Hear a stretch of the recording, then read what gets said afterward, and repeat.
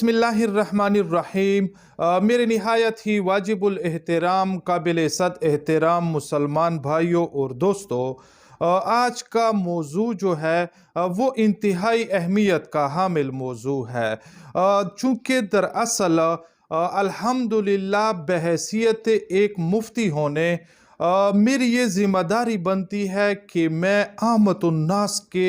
नफ़ा के लिए कुछ न कुछ कह सकूं। अल्लाह पाक हमको और आपको अमल करने की भी तौफीक अता फ़रमाए और हमें और आपको इखलास के साथ जनाब रसूलुल्लाह स्वल्लल्लाहु अलैहि वसल्लम के दीन और शरीयत मुक़द्दस पर 100% अमल करने वाला बनाए। चूँकि बाज़ साथियों ने मुझसे बारहा इसरार किया था और इस हवाले से मुतअद्दिद बार सवालात भी किए थे, लेकिन बहैसियत एक मुफ्ती होने, एक अदना से तालिब इल्म होने, तो मैंने मुनासिब समझा कि उस जगह का मैं बतौर ख़ुद और बज़ाती ही मुआयना करूँ। चूँकि हमारे मुफ्तियों के लिए हिदायत ही यही होते हैं कि वो मंडियों में निर्ख और बहाव का बज़ाते ख़ुद मुशाहिदा करें और इसी तरह उन जगहों पर जाकर जिस तरह के मामलात होते हैं उनको बज़ाते ख़ुद वो मुआयना करें और उनकी निस्बत जो है फिर आकर अपनी एक राय कायम करें और फ़ुक़हा के जो फ़िक़ही मसाइल हैं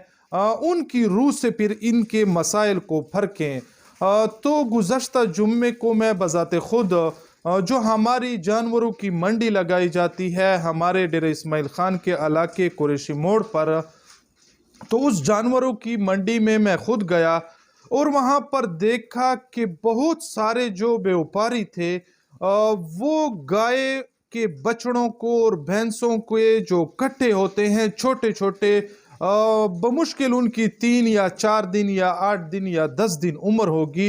वो इन मंडियों में लाते हैं और इन छोटे छोटे बछड़ों को और कट्टों को और इसी तरह बकरी के जो छोटे छोटे मेमने होते हैं और बच्चे होते हैं 3-4 दिन की उनकी उम्रें होती हैं, वो फ़िरोख के लिए लाए जाते हैं। तो मैं बज़ाते ख़ुद गया और इस चीज़ का मैंने मुशाहिदा किया और देखा और उनके साथ मैंने गुफ्तगू की कि क्या बायस है और क्या वजह है कि आप इन छोटे छोटे गाय के बच्चों को, भैंसों के बच्चों को और इसी तरह बकरियों के बच्चे को लाकर यहाँ पर मंडियों में फ़िरोख करते हैं। क्या इनके जो माँ है वो फोत हो गई हैं, मर गई हैं या क्या मसला है? तो अक्सरियत से मुझे यही जवाब मिला कि दरअसल हम दूध फ़रोशी का काम करते हैं, हमारे फार्म होते हैं, तो जैसे ही किसी गाय का बच्चा पैदा होता है या किसी भैंस का जो कट्टा पैदा होता है और इसी तरह किसी बकरी का बच्चा पैदा होता है, तो हम उन्हें 2-3 दिन के अंदर ही फ़िरोख कर देते हैं और उसके बाद उसका जो दूध होता है वो हमारे लिए बचत हो जाती है और हमारी दूध की जो पैदावार होती है उसमें बढ़ोतरी आ जाती है। तो मेरे वाजिबुल एहतराम मुसलमान भाइयों और दोस्तों, चंद एक व्यापारियों से मैंने यही दरख्वास्त की और उनको हस्बे अपने तौफीक उनको वसीयत की इस बारे और नसीहत की कि खुदारा इस तरह के मज़ालिम जो हैं और इस तरह का नारावार रवैया जो है वो इन मासूम और छोटे छोटे गाय के बच्चों के साथ, भैंसों के बच्चों के साथ, बकरियों के बच्चों के साथ और इसी तरह इनकी जो माएँ हैं वो उन पर क्या करब गुज़रती होगी। तो जिस तरह की मोहब्बत जो है बारी ताला ने एक इंसान को वदीयत फरमाई है कि वो अपनी औलाद के साथ फितरती तौर पर मोहब्बत करेगा, जिस तरह कि अल्हम्दुलिल्लाह हम और आप अपनी औलाद के साथ कितनी फितरती तौर पर मोहब्बत करते हैं, तो ये फितरती तौर पर औलाद के साथ जो मोहब्बत है वो बारी ताला ने खसूसी तौर पर इंसानों में वदीयत नहीं फरमाई बल्कि बाज़ जानवरों में भी अल्लाह ताला ने ये वदीयत फरमाई है।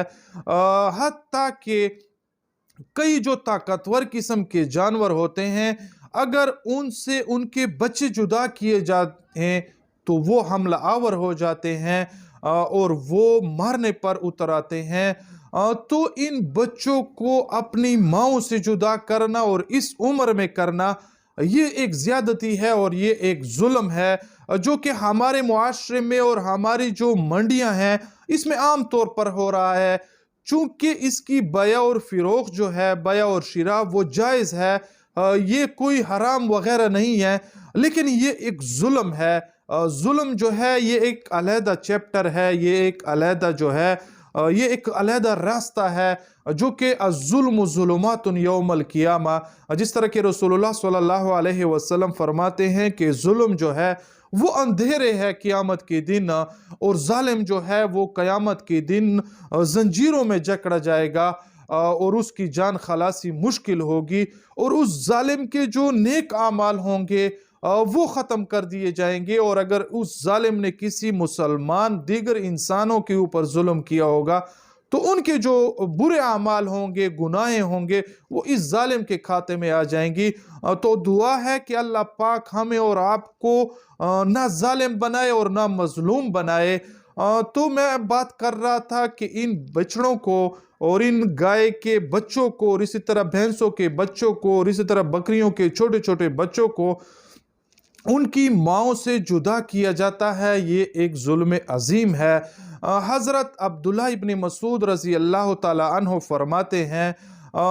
حدیث شریف کا مفہوم ہے کہ رسول اللہ صلی اللہ علیہ وسلم کے ساتھ ہم صحابہ ایک سفر پر جا رہے تھے کہ ایک جگہ پر ہم نے پڑاؤ ڈالا، اور کچھ آرام فرمانے کے لیے رسول اللہ صلی اللہ علیہ وسلم کے حکم پر پڑاؤ ڈالا۔ تو اس دوران رسول اللہ صلی اللہ علیہ وسلم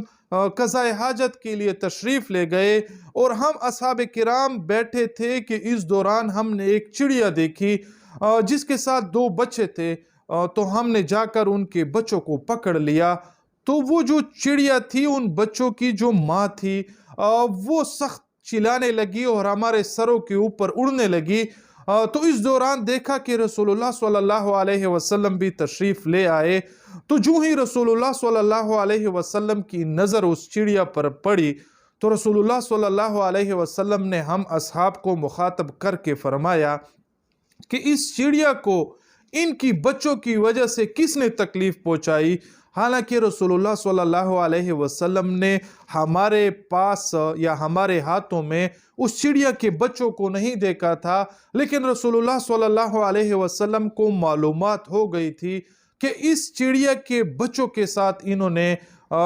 کچھ کیا ہوگا، یا ان کے جو بچے ہیں وہ انہوں نے پکڑے ہوں گے۔ تو رسول اللہ صلی اللہ علیہ وسلم نے کہا کہ اس کے بچوں کو فوراً آزاد کر دو اور چھوڑ دو۔ تو رسول اللہ صلی اللہ علیہ وسلم کی تعلیمات جو ہے وہ اس نسبت واضح ہیں، جس طرح کہ ایک اور حدیث شریف کا مفہوم ہے، جناب رسول اللہ صلی اللہ علیہ وسلم فرماتے ہیں کہ جس کسی نے بھی ماں اور اس کے بچے میں جدائی ڈالی، تو اللہ پاک قیامت کے دن اس شخص کے اور اس کے دوستوں کے درمیان باری تعالیٰ جدائی لے آئے گا۔ اگرچہ یہ حدیث شریف جو ہے وہ غلاموں کے ساتھ خاص ہے، لیکن اس کا جو الفاظ کی عمومیت ہے وہ جانوروں کی طرف بھی جاتی ہے، وہ پرندوں کی طرف بھی جاتی ہے۔ تو جانوروں کے اوپر جو ہے وہ ترس کرنا چاہیے، اور ان کے ساتھ دیکھیں، یہ بچوں کے ساتھ جو محبت ہے یہ فطرتی طور کے اوپر ہوتی ہے۔ اگر کسی گائے کا جو چھوٹا بچہ ہوتا ہے، اس کا پیدا شدہ، وہ کتنی اس کے ساتھ محبت کرتی ہے، اور اس بچے کی وجہ سے ہمیں اور آپ کو وہ دودھ دے رہی ہوتی ہے۔ تو اگر ہم اس چند ٹکوں کے لیے اس گائے سے اس کا بچہ جدا کر لیں، چند دنوں کا بچہ، تو وہ بچہ کتنا پریشان ہوگا، اور اس کی اپنی ماں کی جو محبت ہوگی اس کا کتنا احساس ہوتا ہوگا۔ اور ان کی جو مائیں ہیں وہ یقین جانے تڑپ رہی ہوتی ہیں، لیکن ان کی چونکہ زبان نہیں ہوتی کہ وہ ہم سے مخاطب ہو کر کہے کہ کیوں میرے بچے کو آپ نے مجھ سے چھین لیا ہے۔ تو رسول اللہ صلی اللہ علیہ وسلم کی تعلیمات جو ہیں وہ جانوروں کے لیے بھی ہیں، وہ درندوں کے لیے بھی ہیں، جس طرح کی حدیث شریف کا مفہوم ہے کہ رسول اللہ صلی اللہ علیہ وسلم نے موذی جو جانور ہیں، جس طرح کے سانپ اور بچھو اور کسی دیگر درندے قسم کے جانور، ان کو مارنے کا حکم رسول اللہ صلی اللہ علیہ وسلم نے دیا ہے، لیکن ان پر احسان کرنا جو ہے وہ ضروری ہے، کیونکہ ہر چیز میں جو ہے احسان فرض ہے۔ اور رسول اللہ صلی اللہ علیہ وسلم کے حدیث شریف کے مفہوم کے مطابق ان موذی جانوروں کو اور موذی قسم کے اشیاء کو مارنا جو ہے اس کا حکم ہے، لیکن اذیت کی موت جو ہے، جس طرح کہ آگ کی موت یا گرم پانی ڈالنے کی موت، حتیٰ کہ کسی قسم کی جو اذیت ہو اس کی موت دینے سے منع فرمایا گیا ہے۔ اس لیے تو رسول اللہ صلی اللہ علیہ وسلم نے چھپکلی کو ایک وار سے مارنے والے کے لیے غالباً حدیث شریف کا مفہوم ہے 100 نیکیوں کا اجر اور ثواب دینے کی بشارت دی ہے، اور جس نے اس کو 2 واروں میں قتل کیا تو اس کی نیکیاں کم ہو جاتی ہے، اور اسی طرح اگر کسی نے 3 وار سے کیا تو اب جو پہلی وار میں اس کو قتل کرنے والے بندے کے لیے، انسان کے لیے بہت زیادہ اجر اور نیکیاں ہیں، تو وہ اس لیے ہیں کہ اس مارنے والے چیز پر وہ اذیت کم ہوتی ہے۔ اگر اس کو ایک ہی وار کے ساتھ اس کو قتل کیا جائے تو اس میں اذیت کم ہوتی ہے بنسبت اس کو دوسرے وار میں قتل کرنے اور تیسرے وار میں قتل کرنے۔ اور اسی طرح گرگٹ کا جو معاملہ ہے اس نسبت بھی رسول اللہ صلی اللہ علیہ وسلم کی حدیث شریف کا مفہوم ہے، اگر کسی نے گرگٹ کو ایک وار میں قتل کیا تو اس کے لیے اتنی زیادہ نیکیاں ہوں گے، اور جس نے دوسرے وار میں قتل کیا تو اتنی کم ہوں گے، اور اسی طرح کم ہوتے ہوئے تو یہ بعض موذی جانور جو ہیں ان کو حرم شریف میں دوران احرام بھی قتل کرنے کی اجازت ہے۔ اگر کسی حاجی نے یا احرام باندھنے والے مسلمان نے اس کو دوران حالت احرام بھی قتل کر دیا تو اس پر دم واجب نہیں ہوگا، کیونکہ وہ موذی ہے، ان کی طبیعت میں انسانوں پر حملہ کرنے اور انسانوں کے ساتھ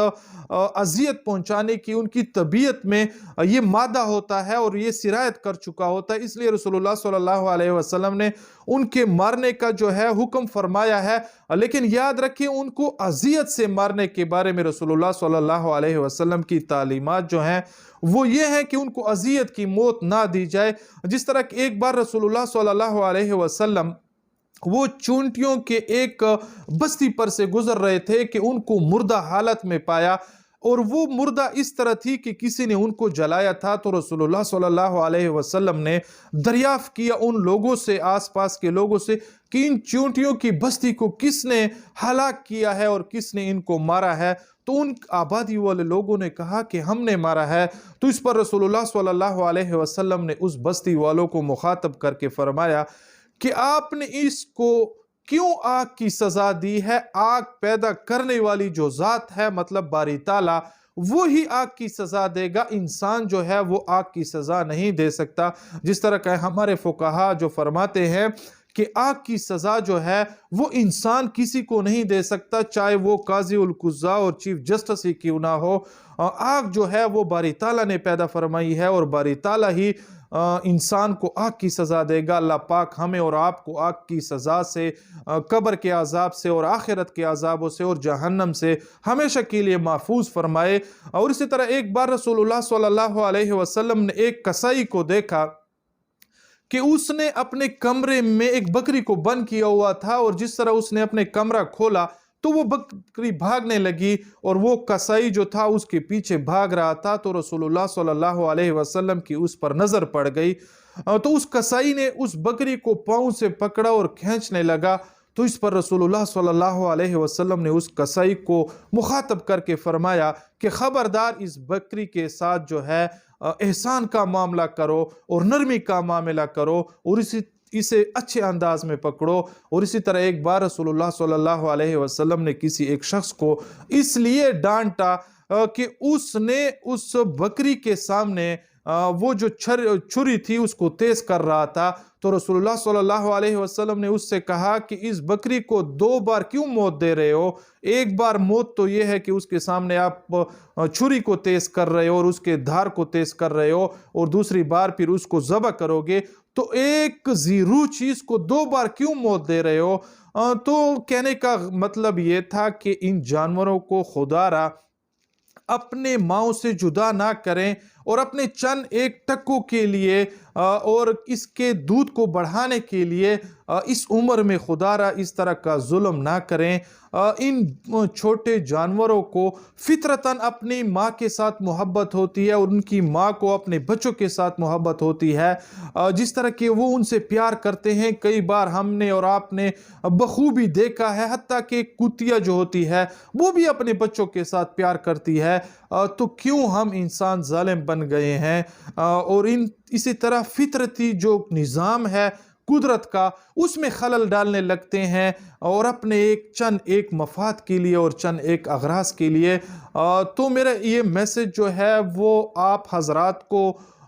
یہ ہے کہ اگر اس طرح کے لوگوں کو آپ دیکھیں تو ان کو نصیحت کریں، ان کو تنبیہ کریں اور ان کو سمجھائیں کہ دیکھیں یہ ایک فطرت ہے اور یہ فطرتاً محبت جو ماں اور اس کے بچے کے درمیان ہے، اس میں آپ حائل نہ ہو، نہیں تو رسول اللہ صلی اللہ علیہ وسلم کے اس فرمان کا آپ مصداق بن جائیں گے کہ جس نے ماں اور اس کے بچے کے مابین جدائی لائی، فراق ڈالا، باری تعالیٰ یوم قیامت جو ہے وہ اس کے اور اس کے دوستوں کے درمیان جدائی لے آئے گا۔ تو یہ کتنی جو غم کی بات ہوگی، العیاذ باللہ، خدا نخواستہ اگر ہمیں اور آپ کو باری تعالیٰ اپنی اولاد سے، اپنے والدین سے، اپنے بچوں سے، اپنے بیوی سے جدا کر دے اور ہمیں ان کا دیدار نصیب نہ کرے، تو یہ کتنی جو ہے اذیت ہوگی۔ تو جو چیز ہم اپنے لیے پسند کرتے ہیں وہ دوسروں کے لیے بھی ہمیں پسند کرنا چاہیے، حتیٰ کہ وہ جانور ہی کیوں نہ ہو۔ ایک بار رسول اللہ صلی اللہ علیہ وسلم کے پاس ایک صحابی آیا اور اس نے رسول اللہ صلی اللہ علیہ وسلم سے کہا کہ یا رسول اللہ صلی اللہ علیہ وسلم، میں جب بکری کو ذبح کرتا ہوں تو مجھے اس بکری کے اوپر بہت رحم آتا ہے اور ترس آتا ہے۔ تو اس پر رسول اللہ صلی اللہ علیہ وسلم نے تبسم فرما کر اس صحابی کو مخاطب کر کے فرمایا کہ دیکھو، آپ کو اس بکری کے اوپر رحم آتا ہے، انشاءاللہ تعالی آسمانوں والا آپ کے اوپر رحم فرمائے گا، اور آپ کے اس رحم کی وجہ سے آسمان والا جو باری تعالی ذات ہے وہ آپ پر رحم کرے گا۔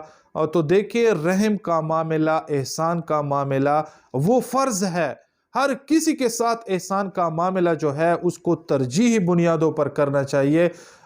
دعا ہے کہ اللہ پاک ہمیں اور آپ کو عمل کرنے کی بھی توفیق عطا فرمائے۔